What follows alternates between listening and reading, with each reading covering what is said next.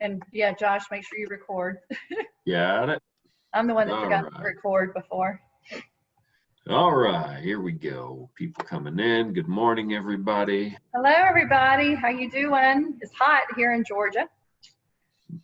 I heard it was hot in Chicago too, though. So hot everywhere, I think.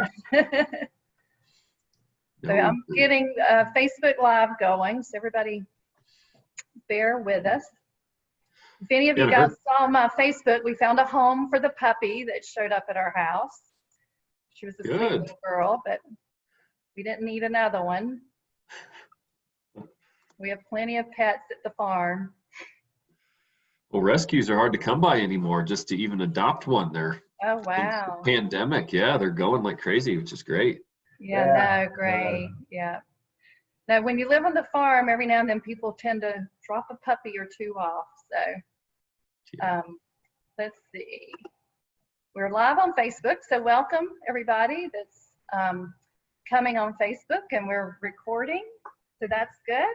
So Josh, why don't you kick us off? Yes, all right. We got a good crowd here this morning, people lining up. So welcome everybody. Happy Monday, July 20th today. July seems to be flying by. So welcome to everyone who's been here before or anyone new on the call. So this is the Intrepid Spirits Huddle. I'm just going to go over a few ground rules here just so we know that this conversation typically rolls over to our Facebook page. So I wanted to let everybody know to find us on Facebook if you're not there already, the Intrepid Spirits Network.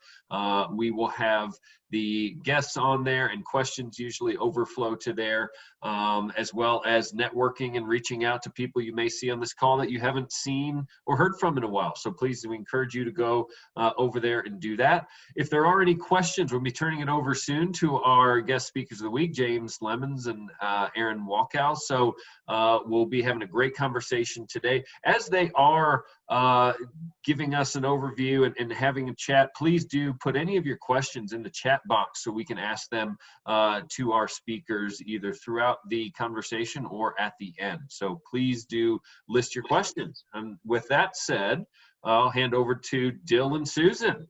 All right. All right. Hi, everybody. The sea is dangerous and storms are terrible, but these have never been sufficient reasons to remain ashore. Unlike timid souls, intrepid spirits seek victory over those things that seem impossible. It's with an iron will they embark on the most daring of all adventures to meet the shadowy future and conquer the unknown. So, arts. We talk about arts today, and I'm sitting there I kind of took a mental trip down memory lane of all of the music stuff that we did over the years. And, you know, I didn't even go back to the Budweiser Superfest and all the Budweiser stuff. I just started thinking about the global tours to start. You know, people remember Live 8, Live Earth, Nokia New Year's Eve, set the standard for global concerts at the time. You know, the Olympic torch relay songs that Robert and Josh were involved in over the years. And of course, one of my favorites was always the FIFA World Cup song, Waving Flag, which was the #1 hit in lots and lots of countries. And then I thought about this mall tour we did with AT&T back in the day. And there were these 3 young ladies. Their name was Destiny's Child.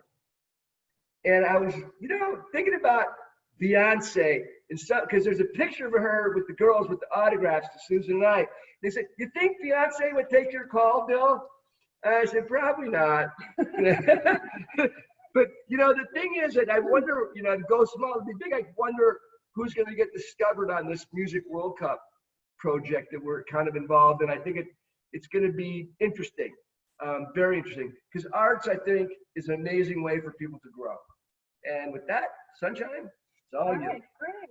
Well, you know, we started with John Majors and talking about housing with heart. And it was a really interesting concept because a lot of times we just think of the housing development piece and not thinking necessarily about the housing, the education, art, recreation, and technology that goes along with it. So I thought, you know, let's follow up on that. So last week we heard from Coach B, who talked to us about education specifically in rural areas. And so when I was thinking about art, the Lake Placid Center for Arts came to my mind about how this group has just done an amazing job of really being part of the community and offering services for young and old and for quite a big region. And so we have today with us James Lemons, who we were just talking about. He originally was from Texas, and we were talking about the heat, and you think he's gotten rid of all his Texas heat ability being up in Lake Placid, but it's been pretty hot up there too.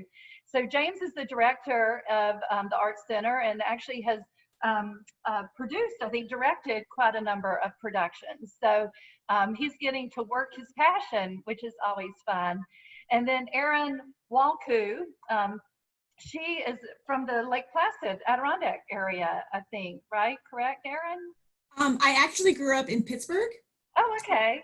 But I moved to the Adirondacks, specifically Lake Placid, 20 years ago. Oh, wow. So I don't yeah. know if that makes me local, but I've been here 20 years. Oh, you're local. Absolutely. You're local. So Erin is responsible for their development, to making sure, because like any of these programs, it all comes to funding, right? And the proper resources to be able to make these programs successful. So with that introduction, I'm going to let James, tell us a little bit about what they do, what their mission is, because hopefully there's some learnings that our team can take and apply to their local areas and communities. So James, all yours. Thank you, Susan and Bill. Thank you, everyone. So happy to be with you today. My name is James Lemons. I'm the Executive Director of the Lake Placid Center for the Arts. We are a multidisciplinary community arts center. When I tell people what we are, I frequently get asked two questions. What is a multidisciplinary, and what is a community arts center? Because it's a little different of a concept than what you would normally see in a larger urban area. And in order to answer that, to understand those questions, I think there's a couple of things you need to understand about the landscape of where we exist. So we're in Lake Placid, New York. We're in far upstate. If you go an hour north of us, you're actually going to get, these days, turned away by by Border Patrol and sent back down because we can't go visit our neighbors to the north quite yet. We are in a rural area. So arts centers and arts organizations often define the rural-urban divide by your proximity to a highway. So we are 35 miles from the nearest highway, and you get to the village by a 2-lane road. So especially in the winter when we're dealing with snow and we're dealing with storms, and we're dealing with that 7-8 months out of the year, it's difficult to get to our local facility, and sometimes it's not even possible. So we do consider ourselves rural because of our proximity to the highway and because there are more trees than people in our immediate vicinity. And Susan's shaking her head because she knows that quite well on going on hiking. So when you understand that where we are located, community becomes really important. We're the only year-round art center within 65 miles. So we are responsible for serving and providing services to our community. And because we're really the only thing that happens from an arts perspective all year long, there's a lot of other arts organizations, but they're much more seasonal. Our mission really is to provide art services and be something for everyone during the course of the year.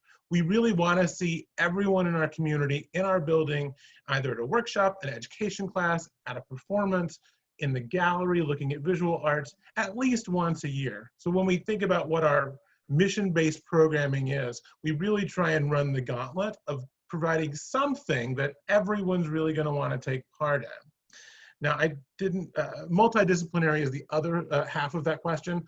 Multidisciplinary simply means we do a little bit of everything in the arts. So we do visual arts, we also do dance, theater, puppetry, circus arts, anything you can really think of falls under the umbrella of multidisciplinary. So we never will exclude an art form simply because it is a specific genre. We'll welcome it into the building and welcome it into our stages.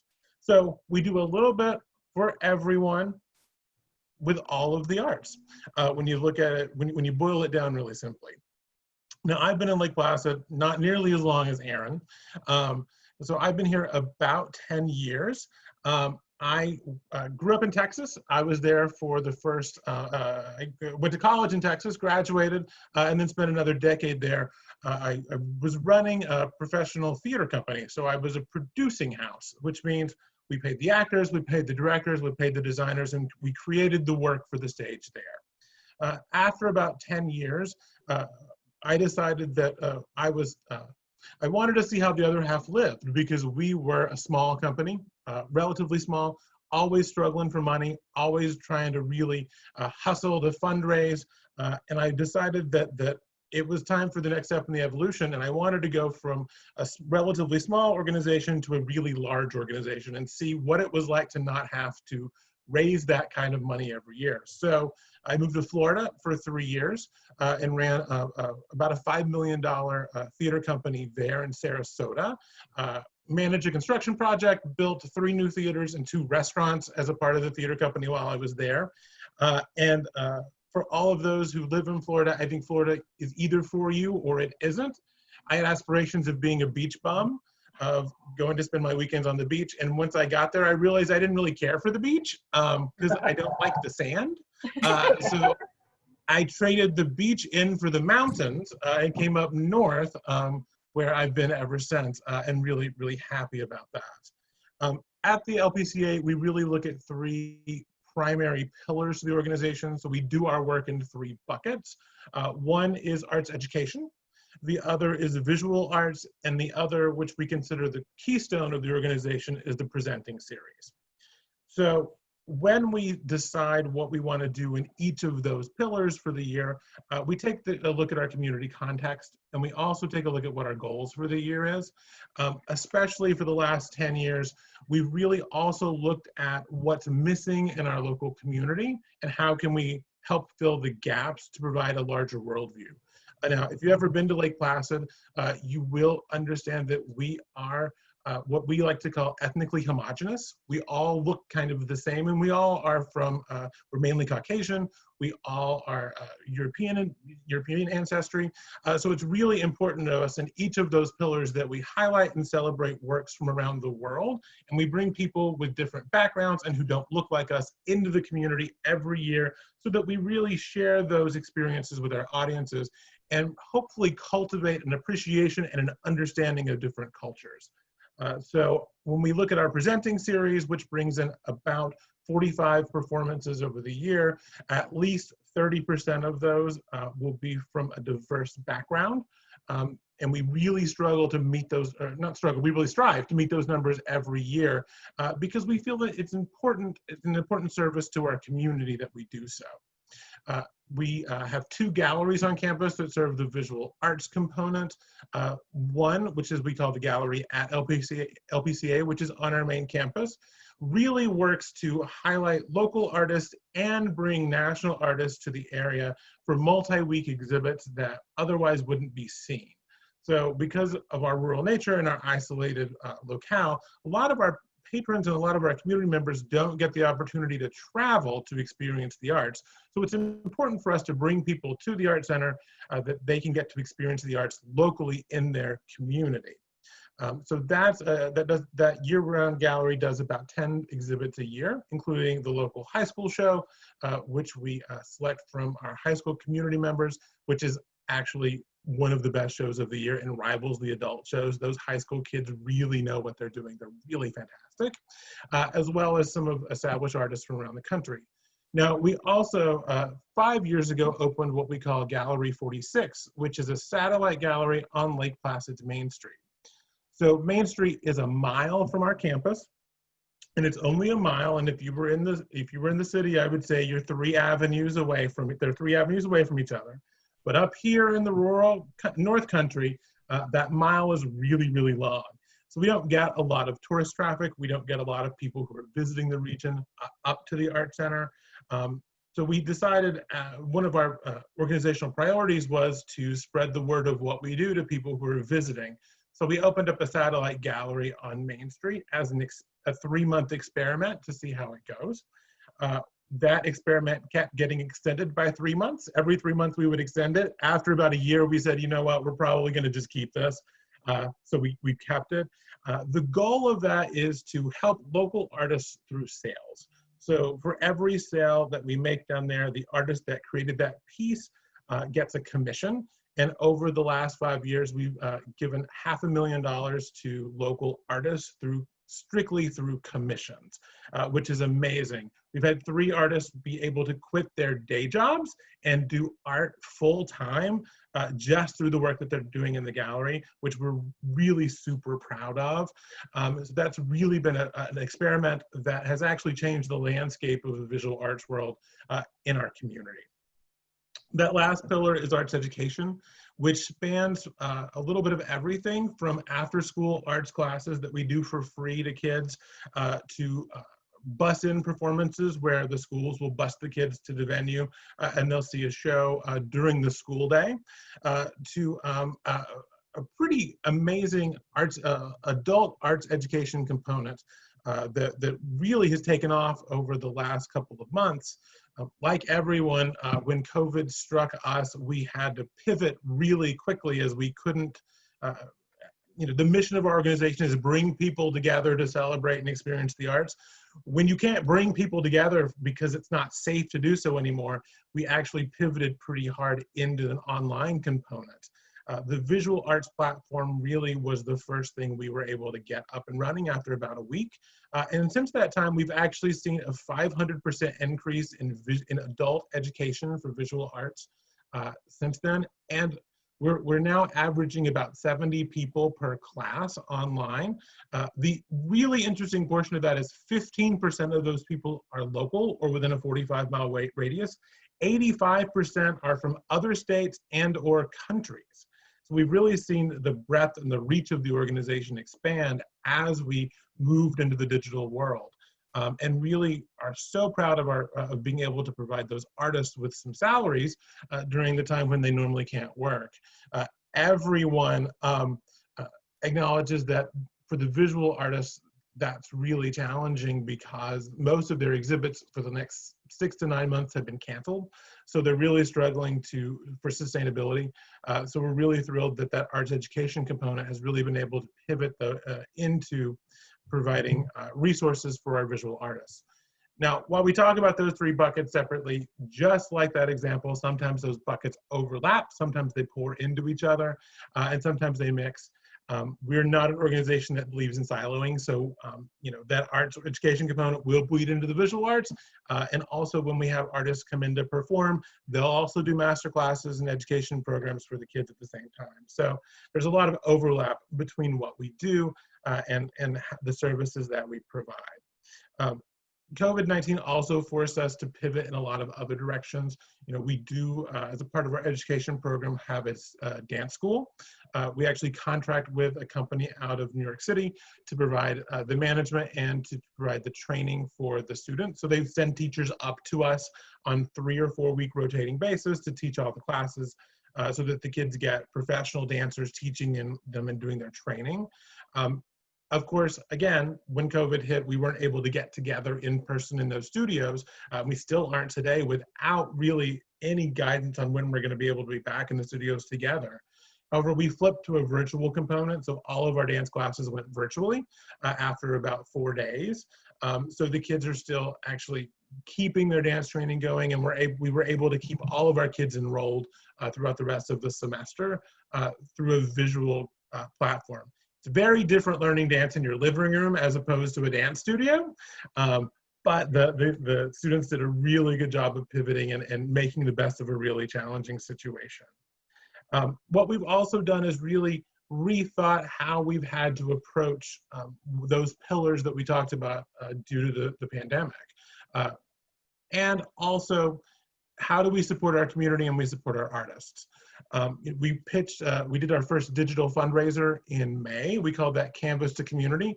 We had 100 local artists donate a piece of art valued at $100 or more. And then we got together with patrons who purchased a ticket, and we did a lottery system over the course of the evening. So put everyone's name in the virtual bucket. We drew those names, and in order of the people who were selected, they got to take a piece of art home. So some people who paid a small ticket price entry fee, walked away with a $1,200 or a $1,500 piece of art that they were able to take home. Celebrated our artists and got them some notoriety. We actually made about 7 sales after that from artists, from people who were interested in those artworks and works by those artists on. So we were able to help them out, but also provide some funding for the organization at the same time. Erin, who's our development director here, came to us first as a patron and as a parent prior to joining our staff here. And I wanted to let Erin share some of her experiences about from the other side. You know, we in arts and administration, we see it from one vantage point so often that we don't get the opportunity to look at it from a patron's perspective. And Erin, I knew Erin as an audience member way before I even knew she did development. So that's how we met. So Erin, I wanted to pitch it to you for just a few moments to see if you had anything to contribute. Sure. I think I have a large encompassing Lake Placid Center for the Arts story and connection. As I mentioned earlier, I moved to the Adirondacks about 20 years ago, fresh out of college, new degree, accepted a job with the Adirondack chapter of the Nature Conservancy, which is a large environmental conservation organization. And I moved from Penn State to Lake Placid in February. So I was, 22, moving to a very, very small town. There's more snow than I'd ever seen. I was like, what have I done? Like, I don't know anybody. This is crazy. I went to work, did all that. In May, I was like, okay, I need to find my people. And what should I do? And I went to the Lake Placid Center for the Arts. And I said, can I volunteer? Can I help do something? And I helped with an organization called the Community Theater Players, which is community members putting on shows. I painted a white limo, and I got involved with a community that just was very welcoming, and they were nurturing, and it just set me on this path that I don't know if I would have gone down had I not stumbled into the Art Center. I met my husband doing a play at the Art Center, and now our children, we have 2 daughters, they continue that tradition and they do plays as well. So I pretty much begged James to hire me a couple years ago. I was like, please, like, I just consider myself a super fan of the Art Center. I think it is one of the most important organizations in our community. James mentioned this, there is something for everyone on the stage. If you like dance, if you like theater, if you like opera, if you like Rusty the Logger comedian talking about Vermont, things, cutting down trees and maple syrup. There is something for everyone here, and we encourage everyone to come and participate and find your interest in the arts. And the after-school workshops for kids, the exposure that they get living in a very small rural area, it's what makes living here for us possible. We are surrounded by nature, we are surrounded by recreational opportunities, but if you don't have that other half of it with the arts, music, visual, performing, it's just it adds to a full experience living in the Adirondacks. So awesome. Well, thanks, guys. I think we have some questions actually. Oh, Josh, good. Yeah, so hold Yes. on. Josh will kind of walk you through them. Yeah, so James, I think you went over this, but maybe to recap from a question from Robert, how have the quarantines and the digital virtual arts impacted your organization, maybe as a whole? If you can answer that. So it's really challenging. I think we have to look at it a little bit in those buckets. So from an arts education standpoint, we've moved classes online. Right now, we're doing socially distanced summer camps because in New York State, summer camps are allowed if it's 10 people or under and you keep 6 feet apart. So we're doing those in person, but of course, we did have 10 summer camps planned this year and we're able to do 3. So the impact is much more minimal. Moving to the digital platform has actually helped. But what we found recently is that since when we moved in March and April, we had a lot of people really interested in taking part in the digital services. But since really mid-April till now, Zoom fatigue is a real thing. And so we're spending so much time in front of the flat screen things that people are less inclined to spend time online, even through free or heavily subsidized services. So we're not getting as much interest in the digital platforms as we were before in Arts Ed. as we move forward, we're really going to be looking at this hybrid model between how do we serve a limited number of people in person and at the same time grow that audience by broadcasting those classes at the same time digitally. So hopefully we can get our service numbers back up through the combination of the two. From a performance standpoint, I've seen a lot of organizations move to the streaming situations, much like we saw Hamilton on Disney Plus, over the 4th of July weekend. A lot more people are moving to those kind of services. It all depends for us on the size of the organization. We're relatively small, so for us to bring artists into the stage and then live stream those performances just doesn't make financial sense for us. A lot of the larger organizations or those in urban areas are able to do that and mitigate their costs because they're not having to travel or house artists as they come in. So for us, it's been really a tricky transition in that presenting world to figure out what's viable and what's not, what we're able to do and what we can't do. And we just kind of take it on a case-by-case basis. We do a few virtual shows over the summer. And then everything else, what we're doing is we're using this opportunity to help remind people how much they miss coming together as a group to celebrate the arts. And hopefully when we're all able to get back together, eventually, they'll have missed it so much that they'll want to come back even more than they were before the pandemic hit. So it's really, unfortunately, arts and economics really go hand in hand, and financial sustainability. We also are really cognizant that our funding comes from you and from our patrons and from our taxpayers and from our foundation friends. So we never want to do anything that's going to we want to make sure that we're being really thoughtful about how we spend those resources. We never want to do anything that's going to put the organization in jeopardy from a financial situation, because we are simply stewards of other people's money, doing it towards a mission-based purpose. And that's really important to us at the end of the day. So the COVID has really impacted every aspect of the organization. I haven't seen my staff in person since March. We haven't been in the same room together since March, and we don't know when we are going to be in the same room together again. So we've all moved. We've all gone from an organization that was exceptionally communal to one that's pretty much digital in most of the ways we service. So the impact on us and on the arts ecosphere as a whole really can't be understated. Yeah. So this has been great. Josh, what we'll do is we'll capture the questions that came in on Facebook, and I actually have a question that I want to add to the list. So James and Erin will send you those questions, and if you'll be kind enough to answer them, we'll put them up on our website so people can see what those answers are.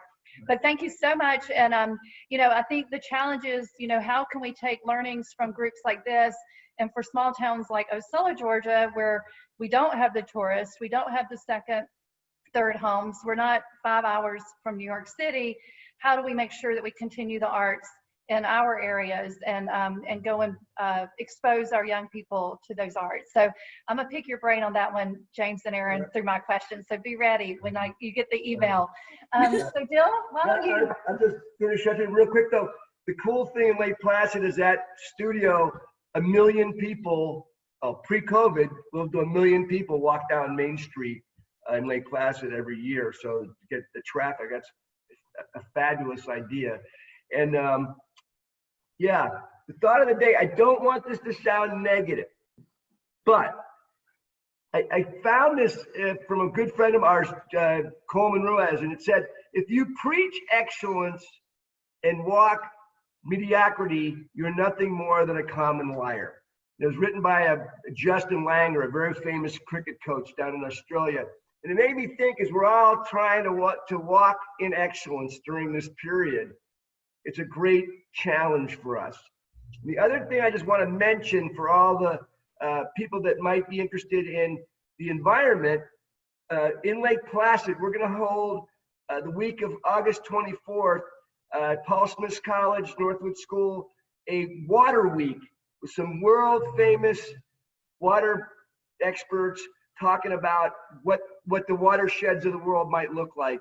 down the road. So that very interesting, I think. And once we get closer, I'll figure out getting everybody to, how you dial in and all that kind of good stuff. But I hope everybody's doing great, and it's great to see you all. And let's make it a great day. Hip, hip, hooray. Hip, hip, hooray. Hip, hip, hooray. Hooray. Ciao for now. Bye, everybody. Thank you. Bye. Thanks, Erin. guys. James.